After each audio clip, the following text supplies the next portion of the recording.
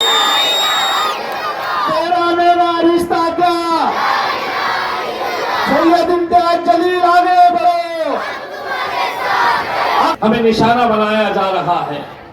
कैसे हमारे मस्जिदों को, हमारी दरगाहों को, हमारे इबादत गाहों को, और ये उस हुकूमत का हिस्सा है जिसके वजीर आजम नरेंद्र मोदी चीख चीख कर कहते हैं महिलाओं की सुरक्षा।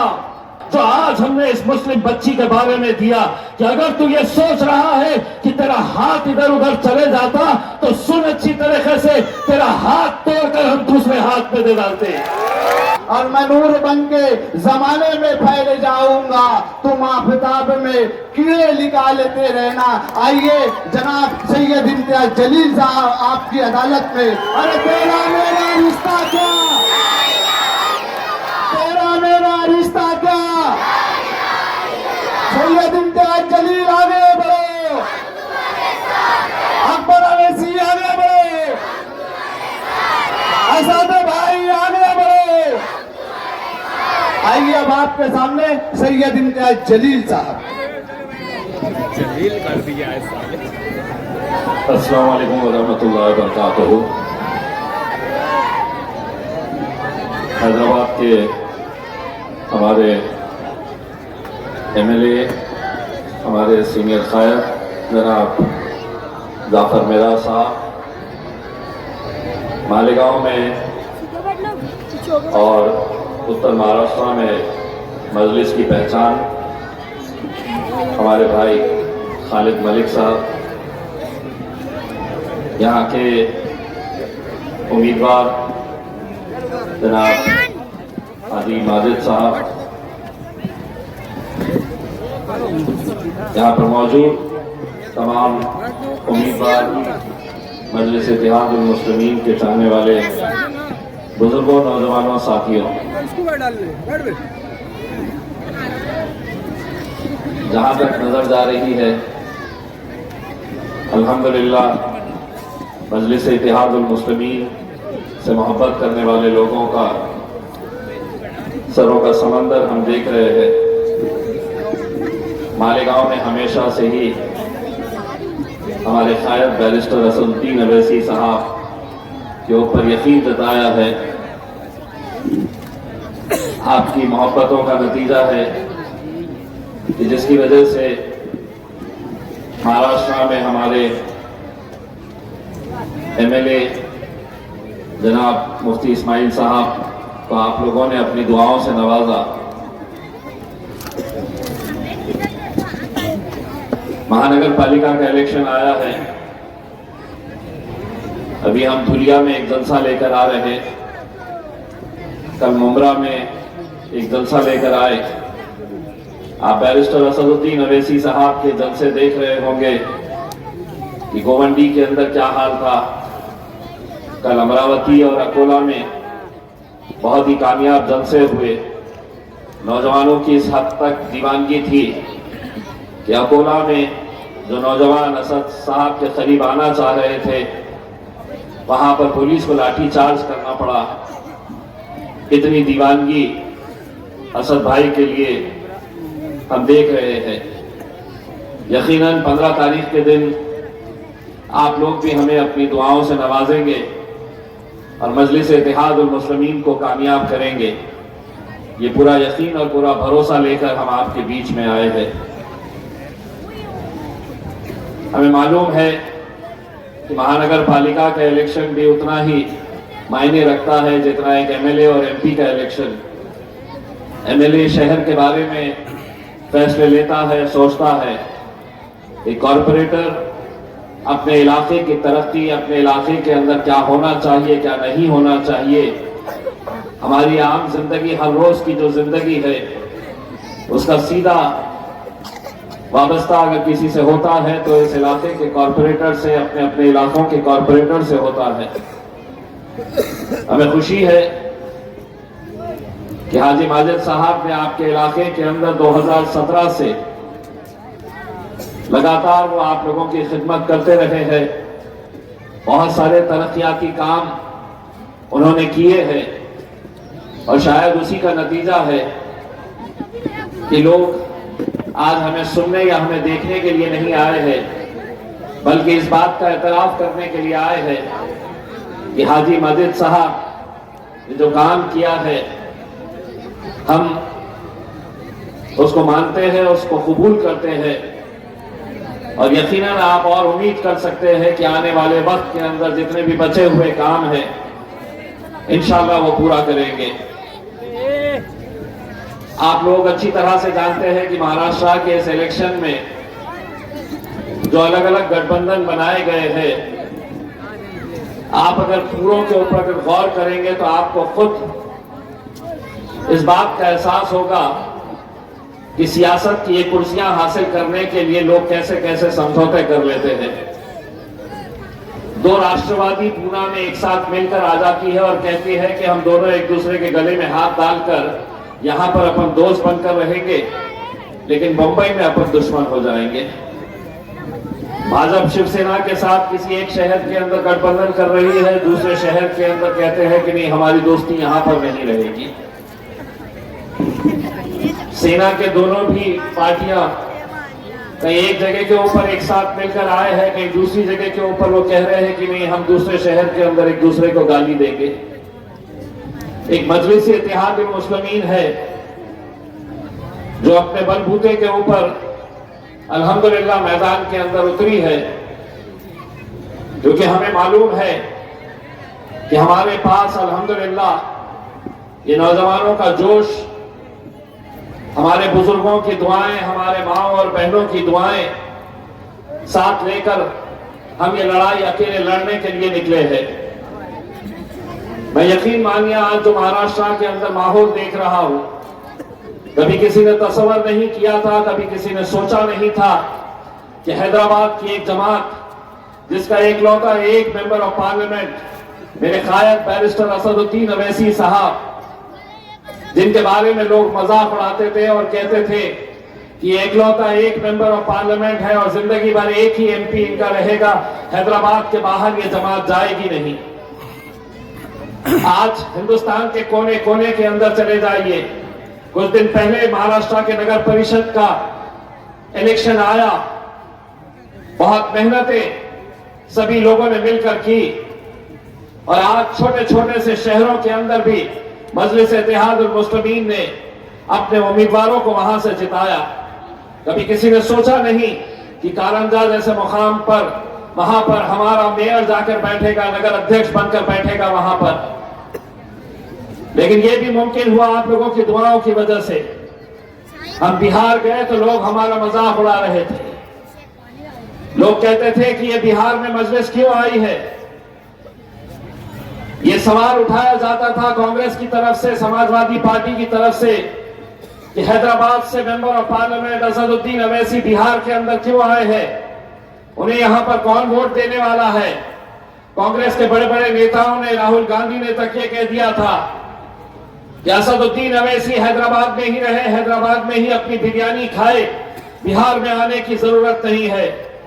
हमने उनसे ये कहा कि वो तो हमारा भाई है, हैदराबाद से आ रहा है, तो आपको इतनी तकलीफ हो रही है।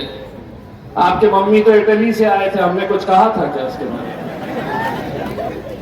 वो वहां से आकर हुकूमत कर सकते हैं, यहां पर आकर राजनीति कर सकते हैं।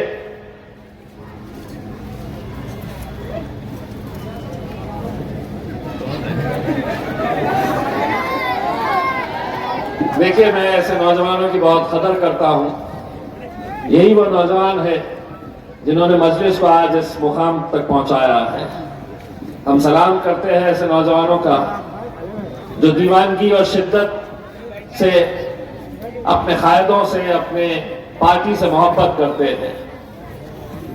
तो मेरे भाई, उस वक्त हमने उनसे ये कहा था कि हम नहीं चाहते हैं कि भारतीय जनता पार्टी वहां पर जीते, लेकिन हमारे कोई सुनने के लिए तैयार नहीं था। अकड़ इतनी थी, घमंड इतना था कि कहते थे कि नहीं, मजलिस को यहां पर कोई साथ ही नहीं देगा।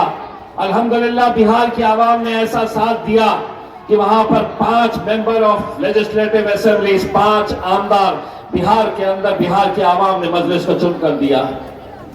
जो कांग्रेस पार्टी हमारे ऊपर उंगलियां उठाती थी, घमंड में इतनी थी समझ नहीं आ रहा था कि इतनी अकड़ किस बात की है। हमें 5 मिले, उन्हें कितने मिले? उन्हें 6, महज 6 सीटें उन्हें, और मजलिस इत्तेहादुल मुस्लिमीन 5 सीटें। अगर हमारी कुछ सीटें महज 300-400 वोट से अगर हम नहीं हारते, हमारा भाई वहां पर आदिल हसन अगर नहीं हारता, तो 6 सीटें कांग्रेस की भी होती और 6 सीटें मजलिस इत्तेहादुल मुस्लिमीन की भी होती। लेकिन हम शुक्रिया अदा करते हैं बिहार की आवाम का, जिन्होंने हमें 5 MLAs वहां पर जिताकर दिए हैं।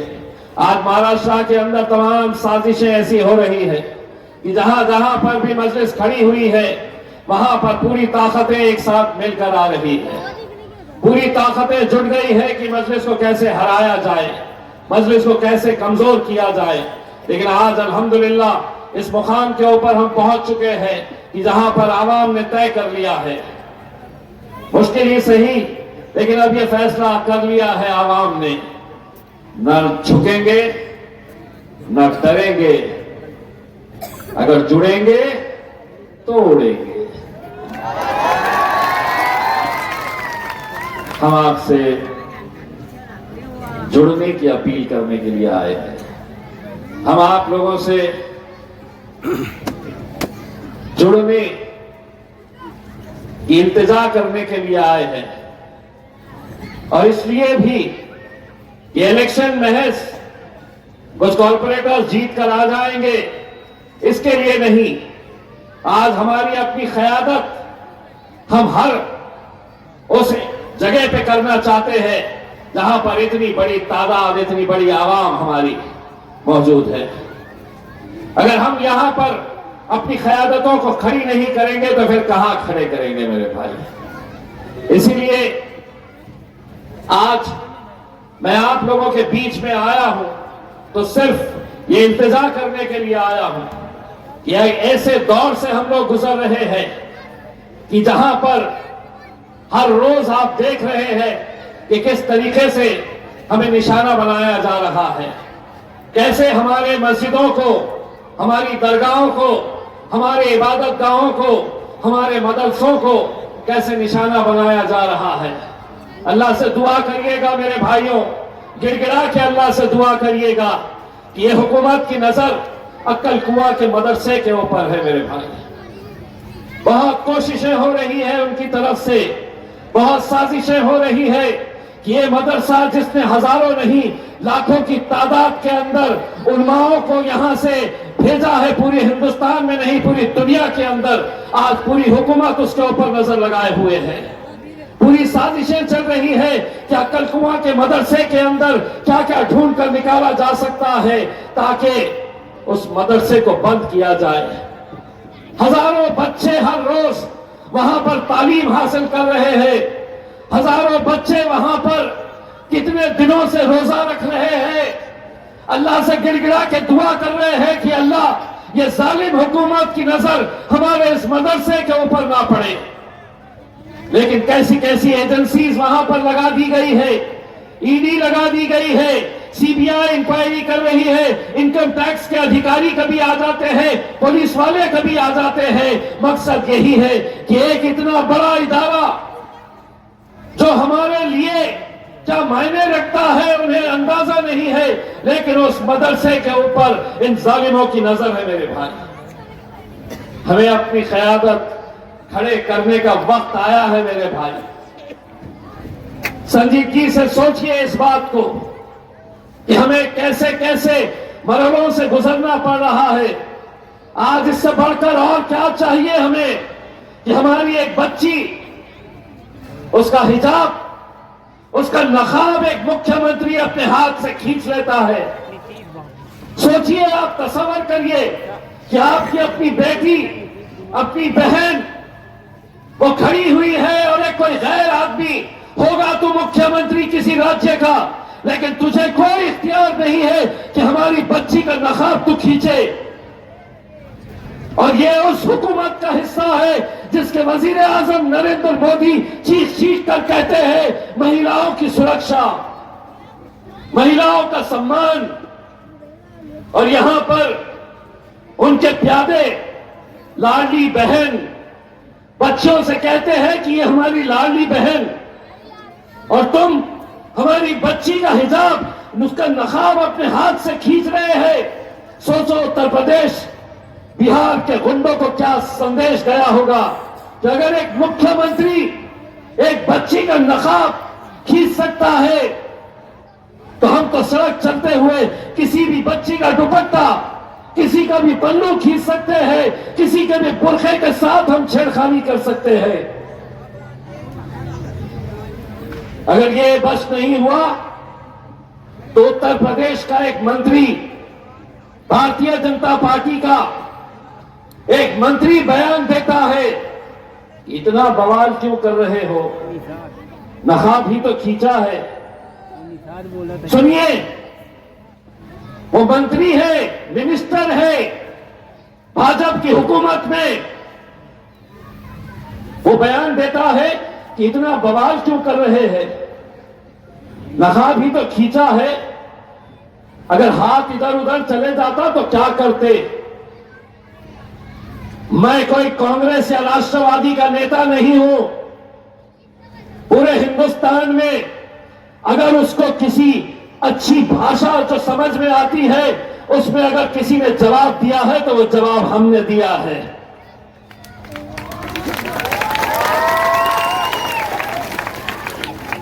कहता है अगर हाथ इधर उधर चले जाए, उसकी पोती की उम्र की वो बच्ची, उसके पोती की उम्र की वो बच्ची के बारे में कहता है कि हाथ इधर उधर चले जाए तो आप क्या करेंगे। तो उसको जवाब मैंने ये दिया कि बच्ची अगर मुसलमान है तो सिर्फ हम मुसलमान बच्ची है बोलकर नहीं, अगर वो बच्ची हिंदू भाइयों की होती, अगर वो बच्ची दलित समाज की होती, ओबीसी समाज की होती, तो हमारा जवाब वही रहता जो आज हमने इस मुस्लिम बच्ची के बारे में दिया कि अगर तू ये सोच रहा है कि तेरा हाथ इधर उधर चले जाता तो सुन अच्छी तरीके से, तेरा हाथ तोड़कर हम दूसरे हाथ में दे डालते। मंत्री है, मैं कुछ भी बोलूंगा, मैं मुख्यमंत्री हूं, मैं किसी का भी नकाब खींचूंगा, किसी का भी हिजाब खींच लूंगा मैं, और कोई बोलने वाला नहीं है। तो सुन अच्छी तरीके से, हम कोई दूसरे पॉलिटिकल पार्टी के मुसलमान गुलाम नहीं है जिन्हें कुर्सी प्यारी है। जब भी ऐसी बातें सामने आएंगी, तुझे जिस भाषा में समझ में आता है उस भाषा में इंशाअल्लाह तुझे जवाब देंगे हम। और क्यों नहीं, क्या हम सुनने के लिए, ये सब अपनी आंखों से देखने के लिए हम बैठे हुए हैं? नहीं, बहुत सालों तक तुम बोलते थे और हम सुनते थे, अब हम बोलेंगे और तुम्हारे आपको भी सुनना पड़ेगा।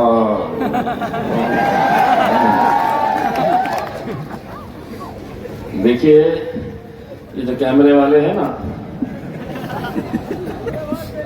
ये बैठे रहते हैं इंतजार में कि कुछ तो बोलेगा, फिर पुलिस वाले इंतजार में रहते हैं कि कब लेना इनको अंदर। हमने तरीका निकाल लिया है, आधा हम बोलते हैं, आधा मम्मी बोलती है। लो, आधा हम बोल रहे, आधा ये बोलेंगे। मोदी जी, भाई और बहनों,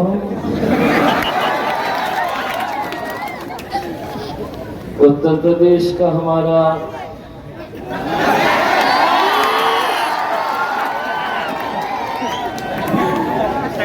हमने कुछ बोले ही नहीं, हवा से हमारे बाल उड़ रहे तो हमने बाल में हाथ। देवा भाव, अच्छी तरह से सुन लो। अगर ये समझ रहे हैं कि कुछ भी बोलेंगे, कुछ भी करेंगे, तो सुनो, इतने सालों तक तुम बोलते थे, हम सुनते थे, अब हम बोलेंगे और तुम्हारे बाप को भी सुनना पड़ेगा। अब हम बोलेंगे और तुम्हारे होता है कि अपने पे कहां से होता बाबा जी का। जाओ घंटी बजाते बैठो, कुछ नहीं होता, क्योंकि हमको भी समझ में आ गया है कानून सबूत मांगता है। सबूत है, आधा हमने बोले आधा बस आप लोगों को यह समझना है अच्छी तरीके से। इस दौर के अंदर जो हालात से हम गुजर रहे हैं, इससे बदतर हालात और तसव्वुर मत करिए। सत्ता का घमंड है, हुकूमत हमारी है, हम कुछ भी करेंगे, हम कुछ भी बोलेंगे, तुम्हें सुनना पड़ेगा। तो एक बात अच्छी तरह से समझ लो, अभी सत्ता का नशा है, मगर बहुत पछताएगा उस दिन, तो हमसे क्या हमारे साए से भी घबराएगा उस दिन।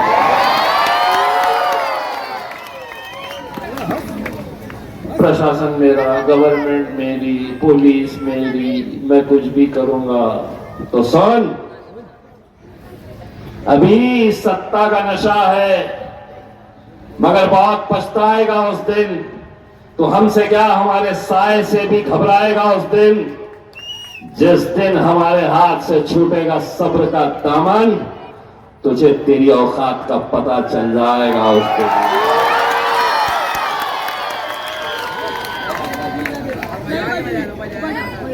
पता चल जाएगा ना। कब तक डराओगे, कब तक हमें बोलने से रोकेंगे? अगर बोलने का इख्तियार उनके पास है, मुझसे कहा मीडिया वालों ने आके कि साहब शिवसेना के और भाजपा के नेताओं ने यह मांग की है कि इम्तियाज जलील ने जो उस मंत्री के बारे में बयान दिया है, उसके खिलाफ एफआईआर रजिस्टर होनी चाहिए। मैंने कहा, ना मैं एफआईआर से डरता हूं और न सच बोलने से घबराता हूं। अगर एफआईआर करना है तो पहले नीतीश कुमार के ऊपर करो, अगर एफआईआर करना है तो उत्तर प्रदेश के उस मंत्री के ऊपर करो, फिर उसके बाद हम तो है ही ना दूल्हे भाई, 16 है कैसे 17 हो जाएंगे। सच बोलने की कीमत हम चुका रहे हैं। 16 एफआईआर, एक और 17। लेकिन तुम समझेंगे कि साहब एफआईआर का डर दिखाएंगे तो ये खामोश बैठ जाएंगे, ये कुछ बोलेंगे नहीं। ऐसा नहीं होने वाला है, क्योंकि जानते हैं मैं किसको मानता हूं, उस शख्स को मानता हूं तो पार्लियामेंट के अंदर 550 एक तरफ,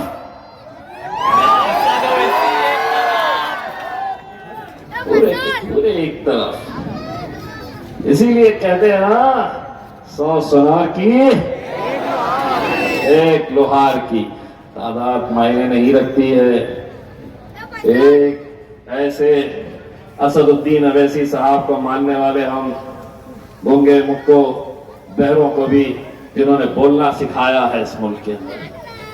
मेरे भाई, मैं आप लोगों से सिर्फ इतनी अपील करने के लिए आया हूं, आप लोग 15 तारीख के दिन निकलिए अपने घरों के बाहर। मजलिस इत्तेहाद उल मुस्लिमीन के 62 उम्मीदवार यहां पर, हमारे खालिद भाई 65 उम्मीदवार ऐसे नौजवान। एक मुझे बताया गया है एक और उम्मीदवार जो है वो हाफिज कुरान है, हाफिज कुरान है मेरे भाई। अगर इन्हें नहीं भेजेंगे तो तुम किसे भेजेंगे? किसे भेजेंगे? 2 नंबर का धंधा करने वाले, चरस गांजे का धंधा करने वाले, क्या सट्टा चलाते हैं? पुलिस वाले साहब उन्हें सट्टा चलाते हैं, उनकी जगह जेल में होनी चाहिए, उन्हें नेता बन के कॉर्पोरेशन में जाना चाह रहे हैं। उठाओ उनको और डालो वहां पे, जिसकी जो जगह है वो वहां पे उनको भेजना चाहिए।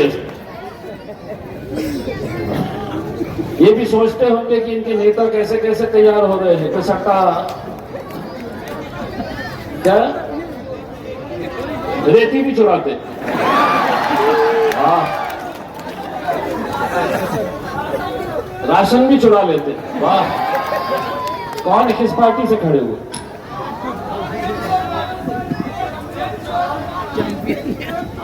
वल्लाह काम इतने अच्छे। रेती चोर, अनाज चोर, 2 नंबर के धंधे, सट्टा, मटका। क्या बोल रहे चाचा? जोर से बोलो, मैं हूं। जमीन, जहां जमीन निकली वो भी हड़प।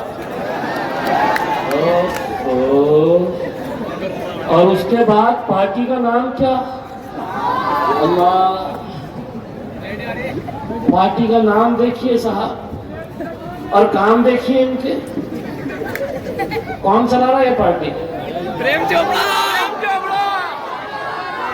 अच्छा, जाफर भाई ने जो बोले जी जी समझ गया। तो मेरे भाई पूरे के पूरे भाई, मेरी इल्तिजा ये है, तुम उम्मीदवार वैसे ही रख लो, तुमको ऐसे ही उम्मीदवार मिलने वाले हैं, लेकिन मेहरबानी करके पार्टी का नाम बदल दो। पार्टी का नाम, जो नाम हमारी शिनाख्त, हमारी पहचान है मेरे भाई, पूरी दुनिया इस्लाम को जिस नजरिए से देखती है, आप उस इस्लाम नाम का इस्तेमाल राजनीति के ये घटिया लोगों की वजह से खराब करेंगे। आपको कोई और नाम नहीं मिला था। सियासत सियासत की जगह पे, लेकिन क्या कहेंगे हम? ये लोग क्या कहेंगे? इस्लाम पार्टी को हमें हराना है, हमारा दीन, हमारा मजहब ये अलग, लेकिन तुम अपनी सियासी दुकान चलाने के लिए अगर ये काम कर रहे हैं तो मैं तुमसे सिर्फ इल्तिजा करूंगा,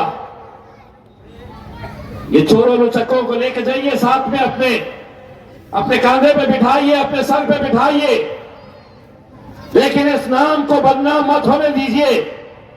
पूरी दुनिया के अंदर आज इस्लाम को निशाना बनाया जा रहा है और आप यहां पर अपनी सियासी रोटियां सेकने के लिए ये धंधे कर रहे हैं।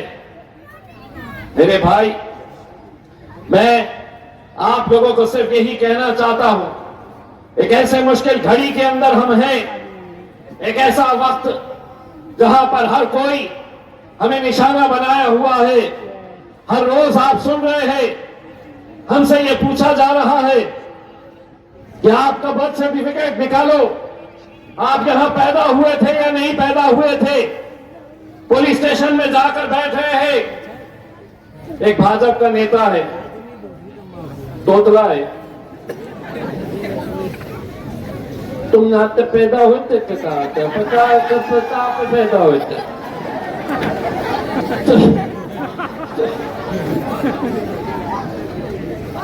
ये हमारे दौर में बच्चा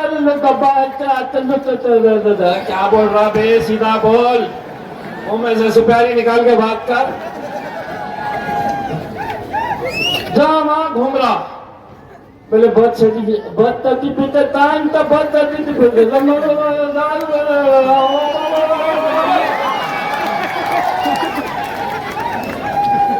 घटरा नहीं, बहुत दिनों से घटरा नहीं। अपने सामने आ गया तो ले लेंगे अपन साइड में उसको, आधा बोलेंगे भैया तेरे को तो मालेगांव की खाऊ गली में लेके टहला के आता करते थे। खाऊ गली है ना? अच्छा, चटोरी गली आया तो लेके जाओ उसको, पाया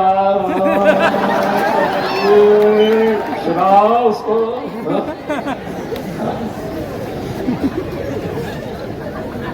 एक मोहतरमा है, भाजपा की है, वो भी एक आखिर से ढूंढ के ला रहे कि ये तो मोहतरमा ने अभी कुछ दिन पहले बयान दिए, ये मुसलमान 19 बच्चे पैदा कर ले।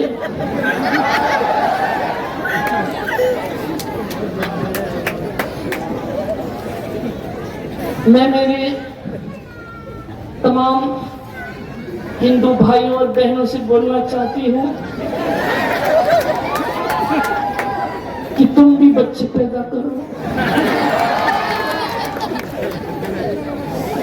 वो लोग 19 बच्चे पैदा कर रहे, पाकिस्तान बनाने का उनका चक्कर है। मेरे साथ थी वो लोकसभा में, देखती समझ में आ गया था कि ये खाली है करके, क्योंकि जिस तरीके के बयान सुनने को मिल रहे हैं, अब आप सोचिए उनके खुद के दो, मैं बोला शुरुआत आप ही कर दो ना, आप ही शुरुआत कर दो। और देश के सबसे बड़े नेताओं में गिनती होनी चाहिए कि देखिए हमारी भारतीय जनता पार्टी की एक महिला 19 बच्चे, अब किसके है भाई 19 किसके है कि हाथ ऊपर करो। कहां से लेके आई वो? मैं जो दिल में आया, मतलब तुमने दूसरों ने पैदा करना और आपने कुछ नहीं, शुरुआत आप करिए, मोदी जी भी खुश हो जाएंगे। देखो कोई तो लीड कर रहा है, हाँ 20 कोई नहीं रोका मेरे भाई, कोई नहीं रोका। बढ़ाओ आबादी, देश की बढ़ाना चाह रहे हैं, बड़ा ऐसे फजूल की बातें, स्टेटमेंट ये वो, और फिर क्या होता है मालूम क्या, इन्हें ऐसा स्टेटमेंट दे डाली, 3 दिन तक ये जितने हैं ना बैठे हुए, वो आके ये नहीं पूछते हैं कि पानी मिल रहा क्या, बच्चों के स्कूल का अच्छा स्कूल बना है क्या, अस्पताल में दवाइयां मिल रही है क्या, डॉक्टर्स है क्या, रोड अच्छा बन रहा है क्या, इंफ्रास्ट्रक्चर हमारा अच्छा बन रहा है क्या, ये कुछ नहीं। उसने बोल दी तो ये आएंगे हमारे पास, वो मैडम ने बोले हैं कि बच्चे पैदा करना है करके, आपका क्या कहना है? तो 3 दिन तक प्राइम टाइम के ऊपर यही चर्चा होती रहेगी कि बच्चे 19 होना चाहिए या 4 होना चाहिए या 2 होना चाहिए करके। बहुत नाराज हो रहे होंगे, आज बहुत देर हो तुम लोगों की।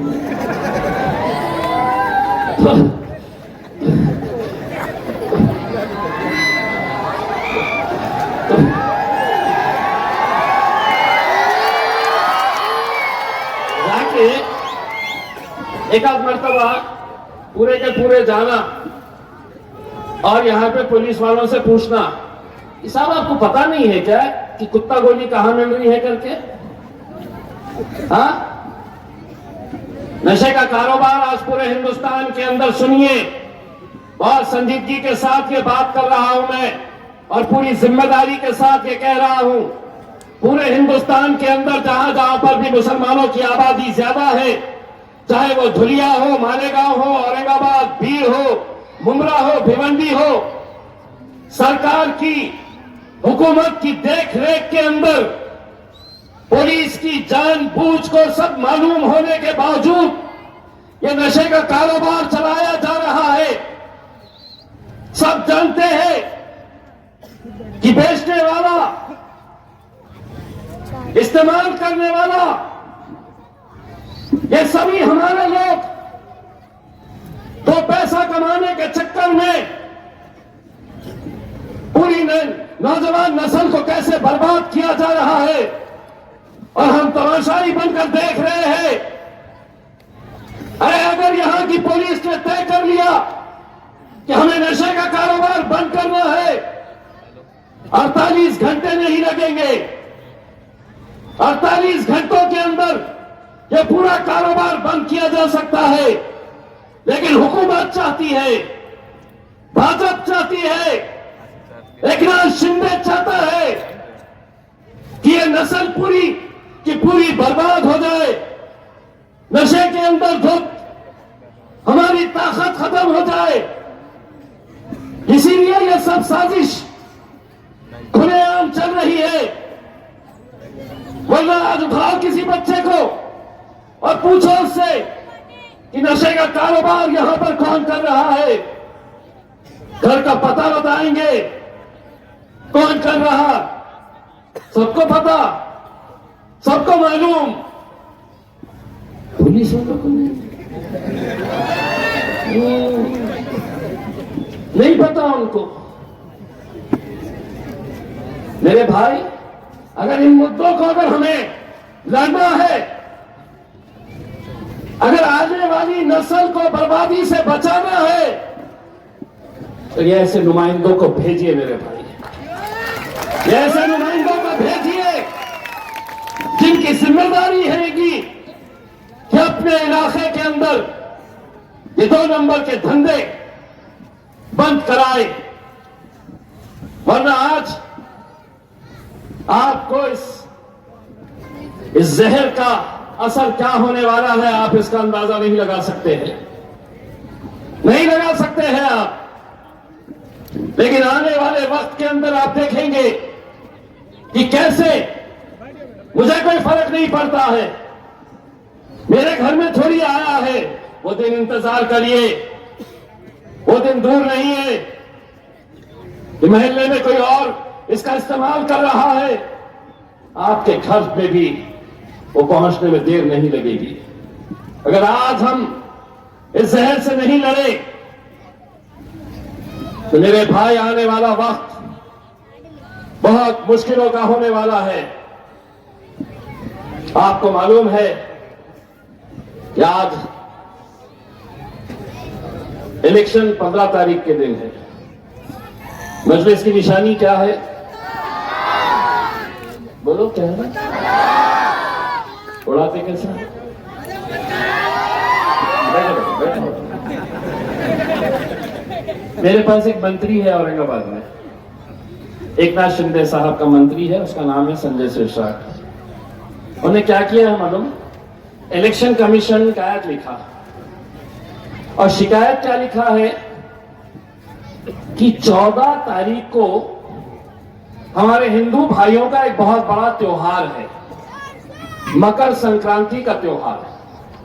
14 तारीख के दिन मकर संक्रांति का त्योहार है, और मकर संक्रांति के दिन हमारे हिंदू भाई क्या करते हैं, क्या उड़ाते हैं पता है?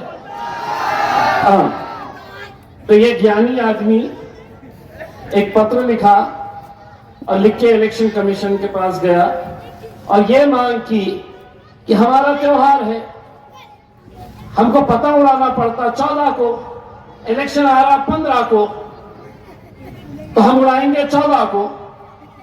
15 के दिन लोग देखेंगे इतने सारे पतंग उड़े हुए थे, तो वो जाके पतंग के ऊपर वोट लगाएंगे। तो उन्होंने मांग किया कि ये पतंग निशानी उनके पास से ले ली जाए, हमारे उनको पतंग की निशानी नहीं देना करके। उन्हें लेटर ले जाके दे दिया इलेक्शन कमीशन के पास। इलेक्शन कमिश्नर ने उसको नीचे से ऊपर तक देखा और सोचा ये ज्ञानी लोग कहां से आते हैं, ये ऐसे होशियार लोग कहां से आते हैं, ये कैसे देवा भाव ने और एकनाथ शिंदे ने ढूंढ ढूंढ के ऐसे हीरो को जमा किया है जो ये कह रहा है कि 14 तारीख के दिन पतंग उड़ेगी तो 15 तारीख के दिन लोग जाके, हमारे भी लोग जाके पतंग के ऊपर मोहर लगा देंगे। तो मीडिया वाले आ गए पूछने के लिए, बोले संजय सिरसाट ने बोला है कि पतंग नहीं उड़ाना चाहिए। तो मैं बोला अब क्या क्या रोकेगा मेरे राजा, तेरे हाथ में पंजा है कि नहीं? मेरे हाथ में भी है, तो क्या काट के फेंक डालता 10 दिन के लिए कि इलेक्शन आ रहा है? ऐसा हो सकता है? किसी की निशानी घड़ी है तो घड़ी ही नहीं पहनेंगे, घड़ी की तरफ देखे तो बोले नहीं ये गद्दार है। एक पार्टी की निशानी क्या है मालूम? सूरज। उसका बस चलता तो जाके बोल देता कि नहीं साहब इलेक्शन तक नहीं निकलना चाहिए, बिल्कुल नहीं निकलना चाहिए। मंत्री है साहब, ये हंसने की बात नहीं है, ये मंत्री है ये हमको, मतलब वो इलेक्शन कमीशन के पास गया तो मैं सोचा सीधा भागते हुए जाके नरेंद्र मोदी के पास चल जाऊं। मोदी जी, मरना सबको है, मैं नहीं मरूंगा, वो भी मरेगा, लेकिन जब वो मरेगा तो उसका भेजा निकाल के रखो और दुनिया को दिखाओ कि कैसे कैसे ज्ञानी लोग इस देश के अंदर पैदा हुए। आप सोचिए मेरे भाई, अब मैं मालेगांव के पूरे मेरे हिंदू मेरे भाइयों को मैं ये पैगाम दे रहा हूं, माझा हिंदू बांधवांना मकर संक्रांतीच्या हार्दिक हार्दिक शुभेच्छा। 14 तारीख के दिन तुम उड़ाएंगे या नहीं उड़ाएंगे, मकर संक्रांति तो इस बार हम बड़े धूमधाम से मनाएंगे, बड़े धूमधाम से पतंग उड़ाएंगे। और हम ये देखना चाहते हैं कि 14 तारीख के दिन त्योहार बड़ा ही बड़ी है, अगर त्योहार बड़ा है तो हाथ में पकड़ना ही हमारी, उड़ाना पड़ेगा हमारा पतंग। 14 को हम उड़ाएंगे, 15 को तुम बटन दबाएंगे और 16 को इंशाल्लाह हम सब जश्न मनाएंगे। तो है तैयार जश्न मनाने के लिए? जाते जाते वही नारा जो हिंदुस्तानी नहीं गूंजा है कि तेरा मेरा रिश्ता क्या, तो हाथ ऊंचा करके तेरा मेरा रिश्ता क्या, तेरा मेरा रिश्ता क्या।